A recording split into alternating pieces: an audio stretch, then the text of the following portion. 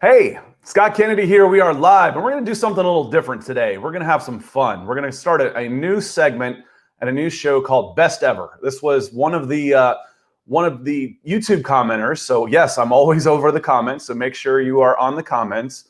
But after I posted a throwback video of Reuben Foster, someone said, "Hey Scott, can you do a segment where you're talking about the best ever teams you saw?" I'm like, "Well, yeah, we can do that. Not only can we do that, we can talk about players, teams, and then we can go the other side of things. Where'd we miss on guys, through the years?" So, I had 15 years of scouting experience at the high school to college level for recruiting, and got to watch all these guys. And I worked with basically everybody that's still in the business. So I am going to tap into my old contacts, and we're going to have some fun as we delve around the country. And one of those old contacts is my good friend, Brandon Huffman. Brandon is a national recruiting analyst for 24/7 Sports. And before we get into this and say who were the best guys we saw, I have a feeling the Midwest and Ohio guys are going to get pissed off because, again, we are biased. Everybody is biased. How you recognize your bias and counteract them is how you end up trying to be impartial. I'm from the South. I scouted in California for 10 years. I'm very biased to who I saw. Brandon's a West Coast guy, so we're probably not going to be talking about a whole lot of guys from Ohio. He might surprise me, but it's probably going to be Georgia across to Texas up to California and Washington when we start talking about some of these teams, and Florida, of course. But Brandon, how are you doing, my friend? Hey, I'm doing great, Scott. We got sun. There's no rain this week on the forecast up in the Pacific Northwest. It's springtime. Football is here. Football is here. It sounds like they're just trying to pile all the sports into one spring for you. You got football, baseball, basketball, everything up in Washington now, don't you? Spring football just started. I took my son down to practice this morning or to his off-season workouts 3 weeks after a season just ended. Like, how about that? You play football and then you go right back into football. What a time to be alive. Yeah, I've explained to my kids that I think the state of Georgia and being in Metro Atlanta, I said we were one of the most open places in the entire world. Mm-hmm. I mean, not just in the United States, but in the world. I'm like, you don't know how lucky you've been that we've been able to go out and play sports and do all those things that a lot of people, and go to school. The kids have been able to go to school. Which it's a tough age. You've got kids the same age too, that if they're all locked up in the house, it's tough. So I'm glad that we haven't missed too much of it. So let's move on. Like I said, Tater Tots 50, one of my YouTube subscribers, and if you get a chance and you're watching this either now or later, do me a favor and hit that like, follow, or share, or subscribe button. However you're watching, if you're on Facebook or if you're on YouTube, that certainly helps me a lot. But he asked about the best high school team. And I was like, okay, well, let me get my friend Brandon in here. We're getting old enough that we got about 40 years of experience between us and seen some good teams, some good football players, and have some good stories. What's the best team? Forget recruiting and stuff, but there's probably going to be a recruit on it. But what's the best team you remember seeing? Give me some of your contenders. I probably would say before I started in the industry, but when I was getting kind of rolling, I would have to say probably the 2001 Concord De La Salle team. Maurice Jones-Drew at running back, Derek Landry played at Notre Dame. At defensive line, Matt Gutierrez, who originally signed with Michigan, was a quarterback. They had sophomores on the team like Terrence Kelly, who was tragically killed before he was going to Oregon. He was part of the Oregon Four with Jackie Bates, Willie Glasper, and Cameron Colvin. They played the very first ever number 1 versus number 2 game against Long Beach Poly, which had its own talented roster there. But I would probably slightly trend towards De La Salle. If I'm going in my industry time, I would probably, this is going to surprise some people, but I'm going to go to the Northwest and go to 2012 Bellevue High School. I think they were named the national champions by SI or USA Today. One of those. Miles Jack, Buda Baker were on that team. For Washington to have all 11 players sign with Division I schools, I think there was 4 different All-Americans on that roster. Their only really questionable game, tough game, was against Euless Trinity, who was the defending 6A champs. Came up, beat them in overtime, and then just rolled through the rest of Washington. One of the most complete teams that I've ever seen, and 2 future Pro Bowl, high-paid millionaire type of linebackers on that team. Buda Baker, Miles Jack were just on another level compared to most of the players from Washington. So I would slightly trend that Bellevue team maybe against the De La Salle team. I know Bellevue beat De La Salle in 2004, 2 different teams. But man, 2001 De La Salle, when they surprised everybody with this little guy nobody knew of, Maurice Drew at the time, that was a pretty darn good team as well. Well, Miles Jack? I'd forgotten that Miles Jack and Buda Baker played on the same team. They were different years, though, correct? They were. Miles Jack was the class of 2013, so he would have been a senior that season. Buda Baker was 2014, so he was a junior that year. That's what I was like. I think they were a year apart in doing that. And this is a game that you were at. This was probably the next year. This was my guess is this was Buda Baker, his senior playoff season that we're watching here. Yes, and this is the year that to this day, I still regret. I had him just outside 5-star range. The size was a little bit of a concern. It was one of those guys who was so good when he touched the ball. But, at the time, there was still that worry that guys that size may not be able to take it to the next level. All he's become is one of the best safeties in the NFL. I don't think size is a concern at all for Buda Baker at all 8 years later. No, and I agree with you on that. There's just pure football player, is what he was. And was he 5'9" or 5'10" at most when we're talking about Buda Baker? And there's some question, the way he ran the ball, could he have been a running back? That was always coming from SEC country and moving out west, that was always my concern about that. It's like, nobody plays defense out here. Why aren't you putting in we had a big discussion on UCLA about that, about, what are we going to have to do to get a better defense? I'm like, well, you got to start putting some of these guys on defense. And it took me a lot of years to come around to that, Scott, but it was conversations with you about how West Coast kids were allergic to playing defense. And I've seen that over the last 5 to 7 years, especially with the West Coast and the Pac-12 really struggling to be on the national spotlight. These kids play so much 7-on-7, they want to play offense. And it's rare to find those guys that are willing to go play defense. And that's why you're seeing the Southern schools and the Big Ten schools and the national schools really flourish, because those guys are willing to go say, hey, I am an outside linebacker. I am a safety. I'm not a receiver. I'm not a running back. And Brandon, I've actually changed a little bit on that in the last 5 years. I used to always think defense first. Defense, the joke I use, there's no tight ends from the South, because if you're big and fast, you put your hand in the dirt and you play defensive end. Mm-hmm. But now they've changed the rules so much. You're not allowed to cover. You're not allowed to hit the quarterback. You're not allowed to hit the receivers. You're not allowed to play defense. Why would anybody play defense? Mm-hmm. So I've changed a little bit of that when we start talking about that whole idea of offense for defense. I've changed a little bit. And we're starting to see more tight ends come from the South, because they're not immediately going to defense right away. Mine, and I tried not to pick the obvious, and I was thinking of this. I'm like, I moved out to California in 2006. I was like, I kind of miss the real powerful De La Salle teams to a certain extent. I was like, I miss that window a little bit.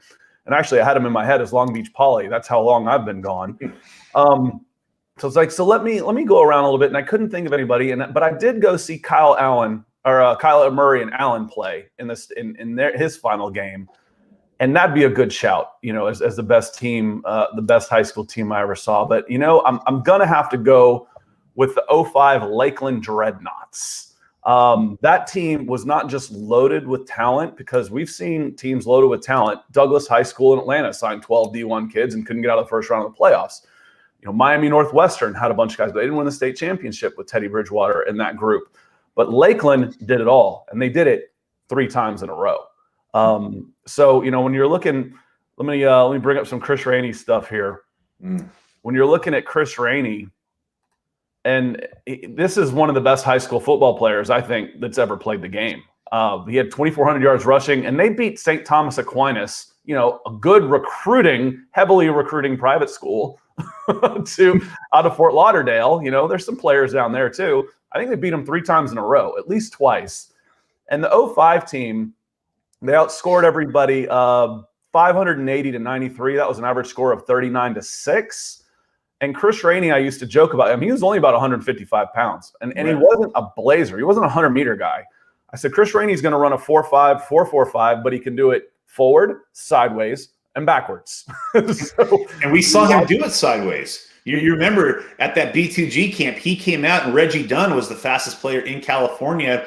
and him and Chris Rainey raced against each other. And the last 10 yards, Chris Rainey went full Usain Bolt, turned his body towards Reggie Dunn as he was beating him in the race. It's like there's fast, and then there's Florida fast. Well, and the thing about this one was, the about that team, and I kind of joked about it. I said the Pouncey twins, they at the time, they were LaShawn and James. Right.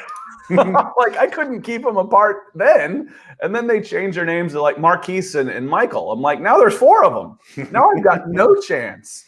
So I'm gonna go with them. And when I first started getting into this was when Parkview High School had come off back-to-back championships in Georgia. That was a really good team. But the 2 that really spring to mind to me right away is that Kyler Murray Allen team, and I'd have no problem saying that's the best team ever. You know what I've said forever is I don't argue levels of elite. If you were to say them, I'd be like, all right, I can live with that.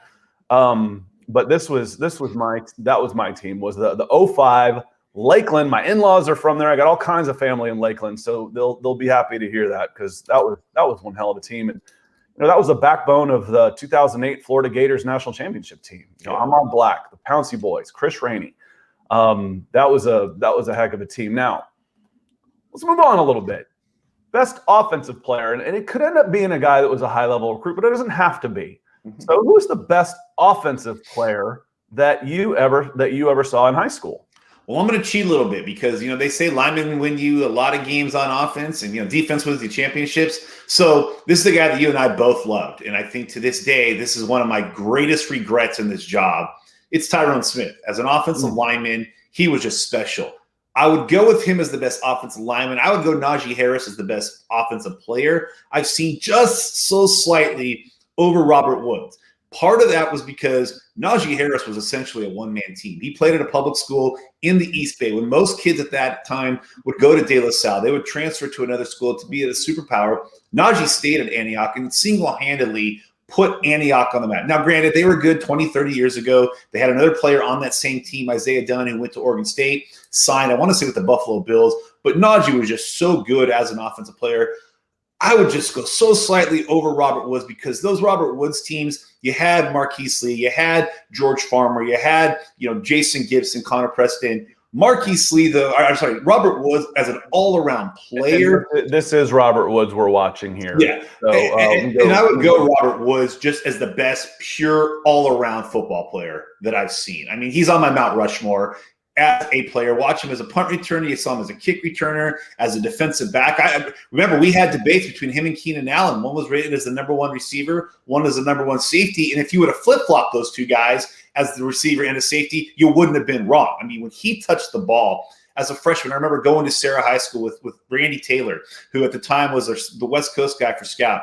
And Scott Altenberg, the head coach at Sarah, said, I got a kid here that's going to probably be one of the best players to ever come out of here. And I've said this for about 4 or 5 years now. Robert Woods, to me, is Mr. Los Angeles. He's not a loud guy who when you think Hollywood, you don't think Robert Woods. But what he did at Sarah, what he did at USC, what he did for the LA Rams, or what he's done for the LA Rams, he's really on that Mount Rushmore of best football players in the last 30 years. I would go Robert Woods as just my best all-around player. But if we're just going offense, Najee Harris, and if we're going lineman, Tyrone Smith. So I kind of cheated there. No, that's okay. It's nice to get a few names in there, and that's going to take away because I've got best two-way player on here as one of the next one things. So we might have Robert Woods, but we might have to give a shout to the Mamba in there as well because he's one of those guys that always one of the first guys that springs to mind for me. For me, offensive lineman. Let me bring him up here. Or for me, the best offensive player I ever saw, and this guy was before YouTube.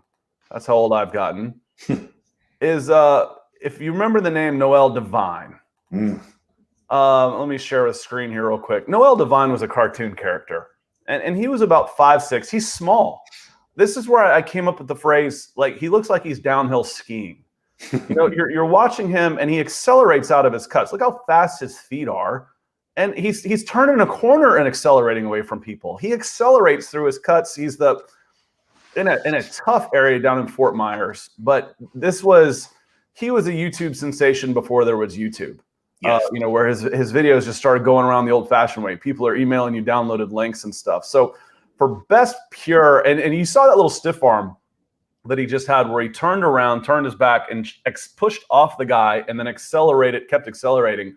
I saw him do that at the Army All-American Bowl with a 300-pounder on a screen pass. Yep. Jump in the air, grab the guy on the helmet, and push him off and accelerate. So, Noel Devine for me is the best high school offensive player I can remember ever seeing. So that would be another Florida guy. That would be my goal on there. Defensive player. What do you think? Who gets the nod for you here on defense? If you ever watched the movie The Program, we saw the great character Alvin Mack. Watching Alvin Mack as a high school player, and I'll never forget when you sent me a video about a day after you filmed it. It was Modern Day against Corona Centennial when kind of an unknown linebacker, Vontaze Burfict, had a little bit of a dirty play that I think has since gone viral. I think you had the first original viral YouTube clip. I sent that one out where he was playing, where he was going after Matt Barkley's knee, and Matt has actually retweeted that a few times. Like, this is the dirtiest guy I've ever seen play the game. Oh, and the stories you heard that the next year, when at the time Vontaze was still committed to USC, he did it again. And Barkley said to him, Tez, what are you doing? We're going to be teammates. And Vontaze deadpan, we're not teammates tonight. Today. Like, that was – and you remember when those two were at SC and Arizona State, there was that famous picture of Vontaze pointing at Matt Barkley as he's coming in on a blitz just to remind him. I mean, Vontaze Burfict was everything that Alvin Mack's character was, but in real life – and in high school, he just no chill. He would go at your knees, he'd go at your head, he'd go at every single part of your body to end the play. But he was such a vicious linebacker. I mean, the way he could hit, the way he could cover, the way he took over games. And, that was a great linebacker class out west between him and Manti Te'o. We ended up going Manti a little bit higher as a player just because he wasn't a player you had to worry about on the field. And obviously Manti had a great college career at Notre Dame, but when he was on the field, you had to account for Vontaze Burfict. Part of some great defenses with Brandon Lyons and Brandon McGee, and Shelly Lyons, who both went to Arizona State with Vontaze and all started there at one point. Will Sutton, who was a two-time Pac-12 Defensive Player of the Year.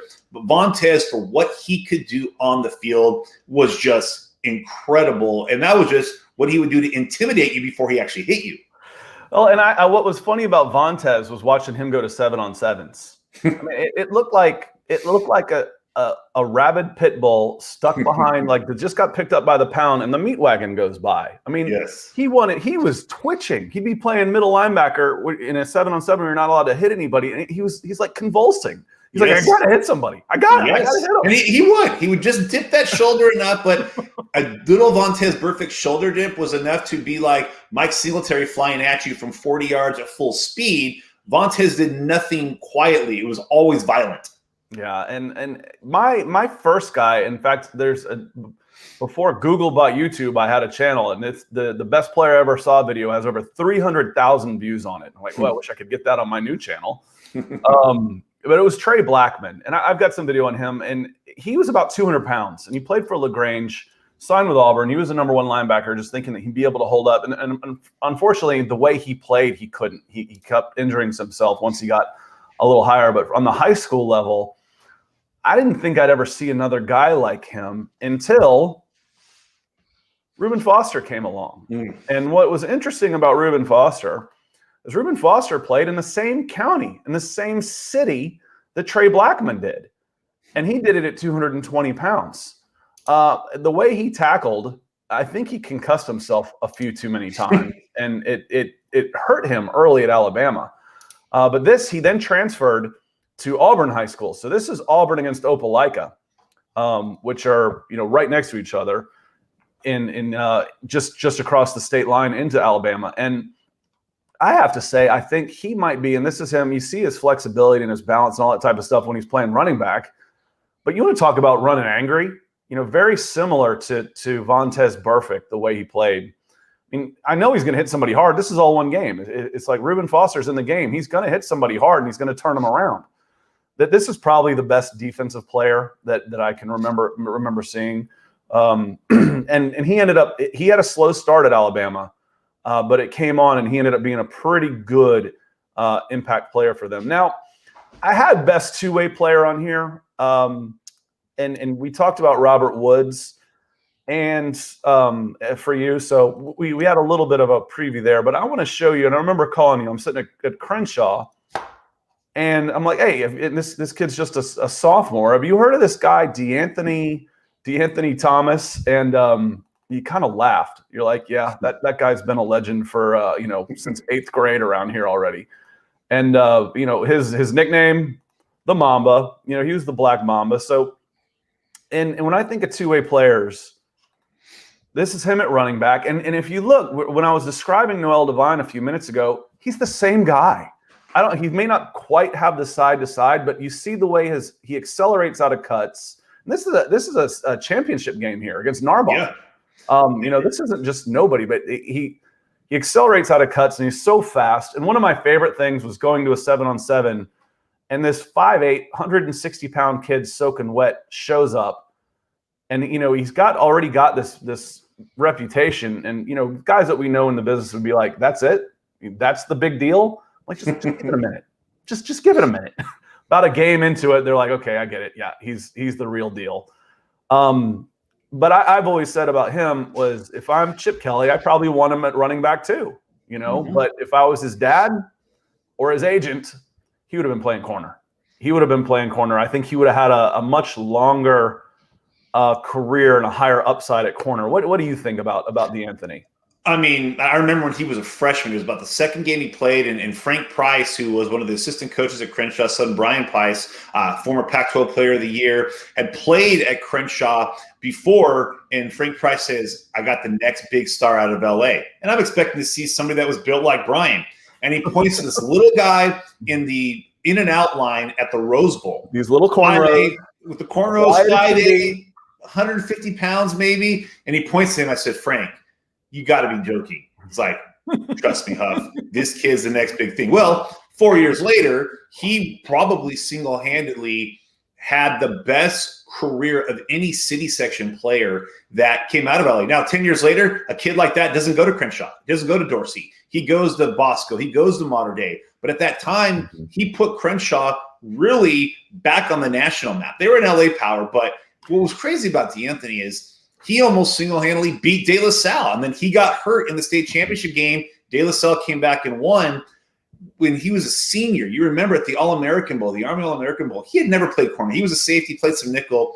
In the game, he had like 11 tackles, an interception, and a pass breakup. And we kept saying, like, if this guy focuses on corner, he's a first-rounder. Ended up playing running back, was electric, but pound for pound, you can probably not find a tougher football player out on the West Coast over the last 25 years than DeAnthony Thomas. And I think if we go old school on this, the guy that I'm thinking of is Ernie Sims. He was one of my first classes. My first class in this business was class of 2003.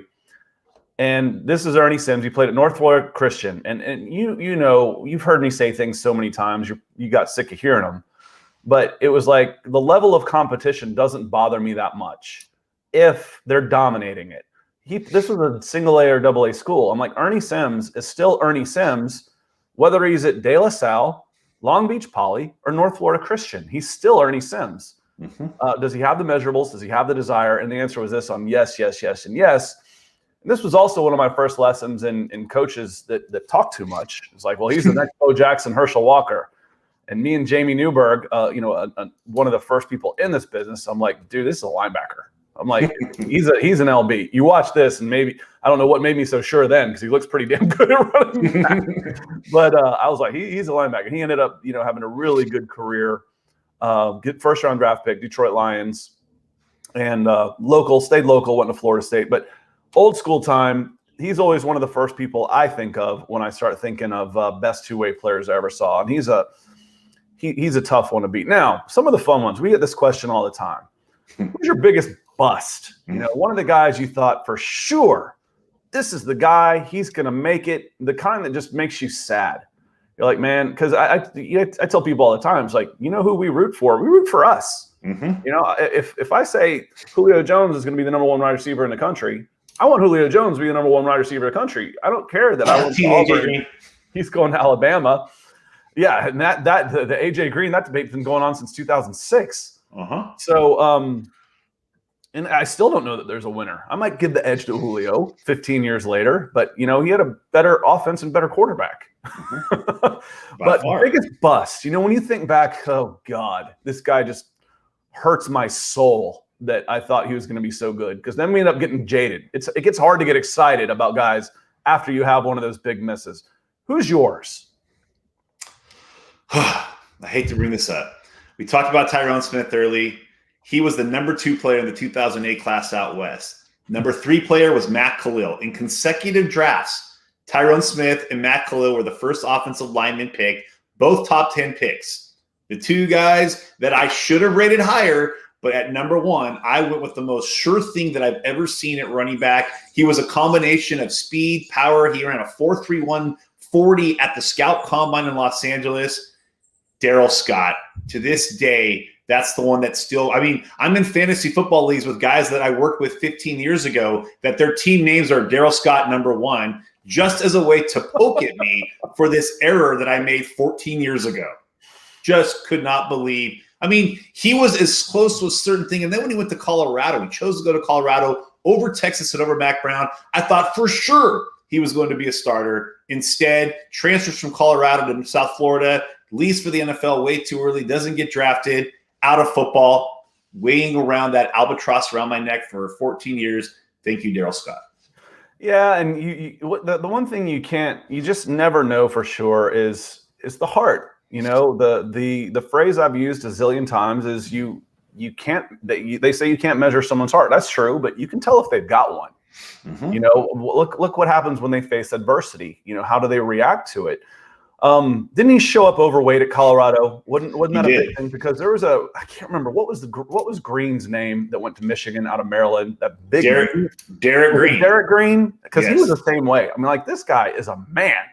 He is a scary looking, run you over and then go after your family man-child. And he showed up 40 pounds overweight.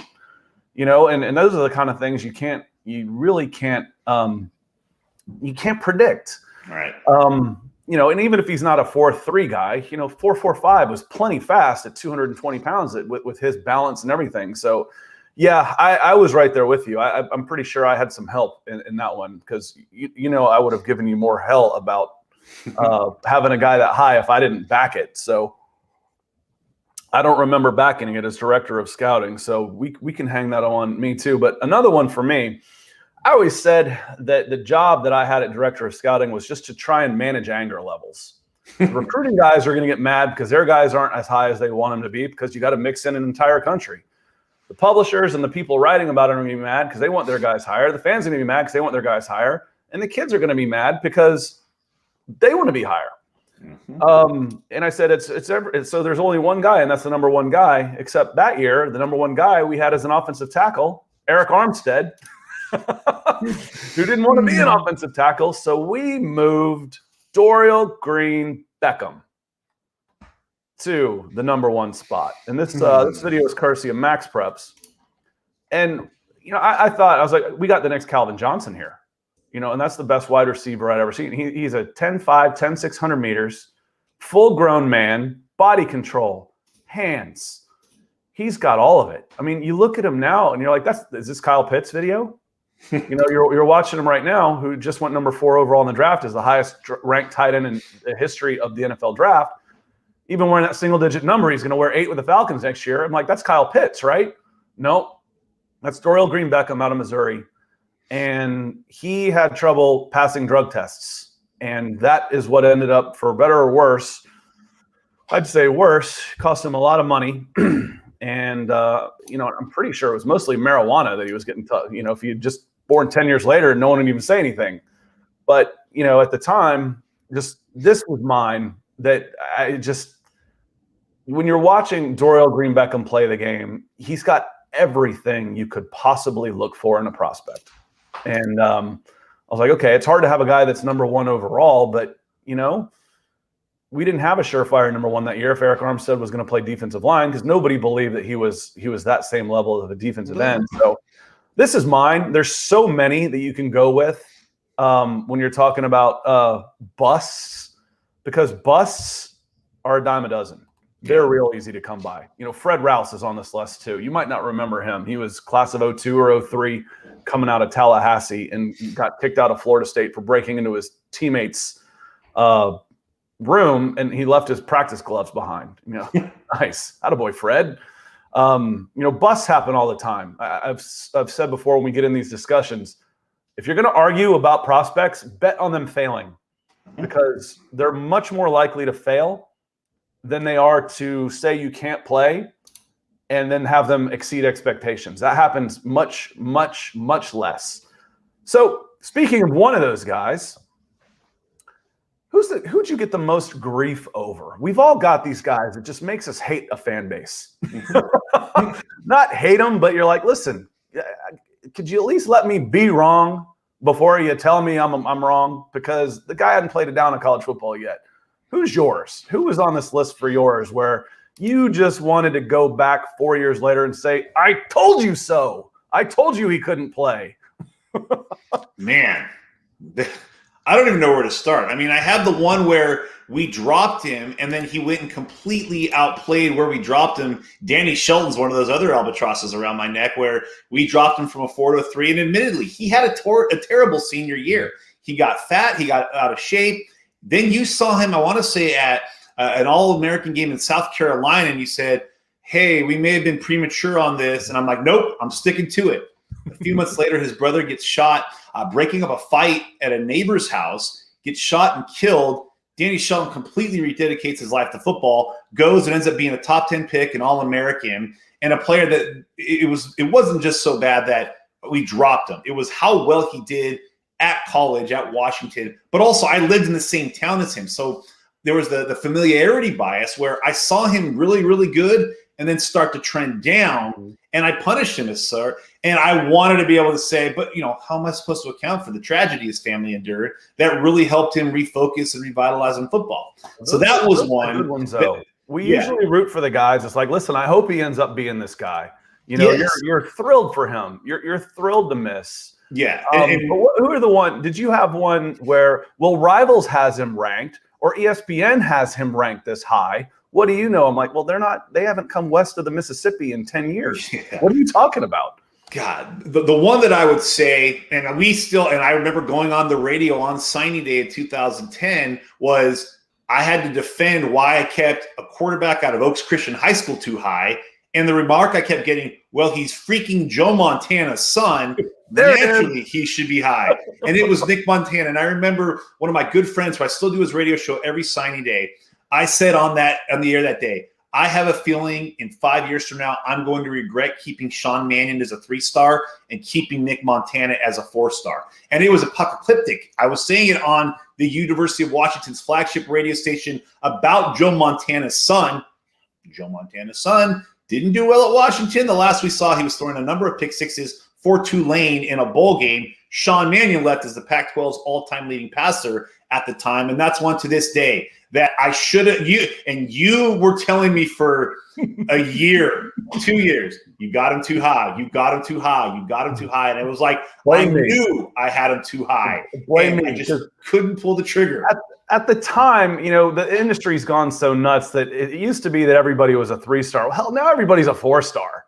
We had at the time, we didn't have a secondary ranking system where you could say, to me, there was no point where you said, okay, he's a 98%, he's a 97%, he's a 95, and if he gets below to 89, then he's a 4-star. Everybody above that's a 5. And visually, it didn't make sense to me to say, this is a 5 and this is a 4. Well, what's the difference between these two players? It was this big. So we had a set limit because I've always been a big fan of the NFL draft. So I used the stars like labels. So a 4-star guy was the top 300. And I called him Mr. 300. I wouldn't move him anywhere off of that 300. I'm like, I'll let you have his 4 stars. But he's staying at 300 because he's going to be Mr. 300. Right. So I asked you before, I said, I want you to think about this. Who did I give you the most grief about in 10 years? It was Nick Montana. That was the guy. And when he came back out, he came out through a junior college. And I did junior college rankings by myself. No questions. I didn't have to try and fit in 5 different regions. I didn't have to make sure that Chad Simmons was getting too pissed off and was going to quit and all these other things. So I dropped 2 stars on Nick Montana coming out of junior college, and the questions were like, well, why? I'm like, because that's where he belonged. That's where he is. He's not a very good Division I prospect. But yeah, I can see that's right. I'm sure there's a lot of local pressure on you with that one, especially going there and the pedigree and stuff. That one makes sense that you'd get the most grief from a fan base about Nick Montana. The irony about that is it was his last game his senior year against Sarah High School in the CIF championship game where Oaks Christian had that game won. Malcolm Jones, who was just having an incredible season, was running all over Sarah. Then in the second half, Oaks Christian got cute, left it to Nick Montana, who threw a couple of interceptions, including one to Mr. Robert Woods. Robert Woods took over the second half. Sarah won that game, and then a week later won their first ever state title thanks to Robert Woods. And that kind of just solidified the Robert Woods, just the Mount Rushmore-ism of him. But it started. The it factor. Robert Woods was a guy that would will your team. He'd make everybody better around you. And they had a lot of good juniors, including Marquise Lee and George Farmer. Right. They missed that. They missed Robert Woods when he was gone. Not just what he did on the field, but he was the glue guy and the star at the same time. And man, the Nick Montana one to this day. It's funny because Sean Manning's younger brother, Brian Manning, is a 3-star quarterback in the state of Oregon in the 2023 or 22 class. And his dad's a high school coach there. And to this day, we've had a great relationship ever since Sean was playing. But every time I see him, I'm always telling him, like, hey, just as a reminder, I blew it on signing day. And he never brings it up. He just gets a smile on his face like, we always thought Sean might be good. But, he was a coach's kid and a coach's dad. What do you call it? Sean was a coach's kid, and his dad was his high school coach. Never once complained about the rankings. Even when he had an I told you so moment, he said, hey, nobody can ever predict it. He's like, honestly, if I had to rate Joe Montana's son as a Bay Area guy, I kind of appreciate it. It's like, if I had to rate Joe Montana's son, I probably would have rated him high too. So he gives me a little bit of comfort in that, but man. And the people in the business, for the most part, they realize it's like that ranking's not going to make. We don't give scholarships. The ranking's not going to make you a better player. It doesn't matter. I've always said if I have a child that ends up being a high recruit of something, I want him at 4 stars. I don't want 5. Sure. It's not going to help anything. That's way too much pressure on them. And now they feel like it's like getting a big contract, signing with the New York Yankees. Everybody tanks their first year with the Yankees because of all the pressure that's on them. So I wouldn't want to, and people that are usually in it now, we do have former pro quarterbacks who come and knock on your door in hotel rooms and threaten to beat you up because you didn't rank their kid as high. Yes, that has happened. We can get into that later. I might even bring that person onto the show one day. Mine was easy. And again, I think it's the familiarity because you're talking about Washington fans. You're in Washington. For me, it was Auburn fans when I went to Auburn, and it was Shaun White, quarterback, undersized, underarmed, but got the Trent Dilfer treatment of this is my mascot player this year. And he was a good high school quarterback. Don't get me wrong. He was a good high school quarterback, but he was 6 feet at best, 5 flat 40 at best, underarms, like, Drew Brees. Yeah, everybody's going to be Drew Brees. And, oh, man, and he kept getting moved up in the rankings. He's like top 40 on ESPN by the time. We've got him as 3 stars, like at 45th quarterback. And, oh, man, the Auburn fans were just all over. We lost a lot of respect for Scott Kennedy. I was like, what do you want me to do? I've seen him everywhere. I've seen him at all these events. I've watched him more than anybody. I don't like him. Do you want me to say I do? I would get on the phone with Mark Murphy. He's like, listen, we're having trouble. So I can know. And I said, but when he transfers out and goes to Tulane, I want an apology from everybody. I was like, and this is especially when, Auburn's playing Cam Newton and Nick Marshall, some alpha male athletes. Nick Marshall goes to the NFL as a defensive back. That's what kind of athlete he is. I'm like, how on earth is Shaun White going to play in a Gus Malzahn offense? It ain't never going to work. So in Philip Ely, I think he moved on. Where did he go? To Toledo and had some success. Remember, he was that guy.